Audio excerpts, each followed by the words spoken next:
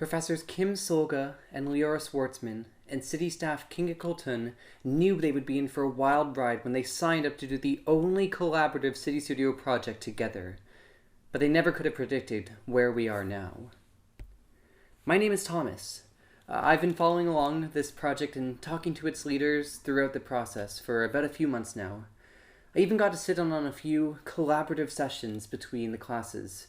It's safe to say that I've seen this project shift and change over time. And now you'll get to hear what I've been thinking about. If you haven't already heard, CityStudio pairs city staff like Kinga with university and college classes like Kim's and Leora's. And together they tackle the projects that city staff want to get done but don't quite have the time for, and show off the results as a toolkit, as a poster, or in this case, a series of anti-discrimination audio walks. Now, I first learned about this project back in January. You were starting off your semesters and planning how you would take interviews about experiencing discrimination in the city and transform them into performance actions that you could show to a crowd.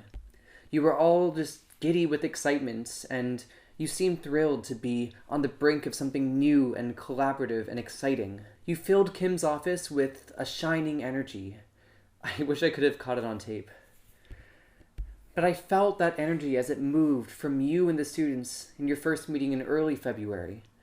Everything from your quirky and fun introductions to the presentation on racism, ableism, xenophobia, and sanism brimmed with nervous excitement, nervous in the best way. I saw profs learning from their students, students learning from each other, students learning from city staff, all different kinds of learning I'm not used to seeing in regular classes, let alone community-engaged classes. And I realized I was surrounded by all these brilliant minds from all over the city working in one room, working together on one project to tell important stories of Londoners whose voices needed to be heard. In that moment, I knew this project would work out.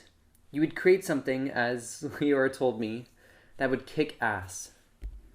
It was only a month later that I saw your students really talk to each other in Innovation Works, while also teaching each other about their different isms. Thinking back, it was so fascinating that you guys described intergroup contact in that first meeting, as you were all practicing it yourselves. We had social science, arts and humanities, and film students all in the same room, learning from each other, not just from the professors or city staff. Of course, there's a lot that I didn't see. I missed out when you interviewed London's diversity champions, when you made collective decisions in class, and when you created your audio walks and research summaries. I wasn't there when you all found out that classes were moving online to slow the spread of COVID-19. And as I sit here just after a week of rushing through final papers and projects that I'm trying to convince myself are worthwhile, I know they are, but it's just a case of the COVID blues. But I just can't help thinking of the community that your class created together, and how much it must have motivated you to all keep pushing through in these bizarre times. I wish I had those connections in all of my classes too. Those moments where you all get together and everything just clicks. You've shown me that not even a pandemic can stop the burning energy and passion of a strong collaboration. I can't wait to see where your next project will take you. You can be sure that I'll be following along. I just won't be carrying along a camera this time. Thank you so much for welcoming me into your project.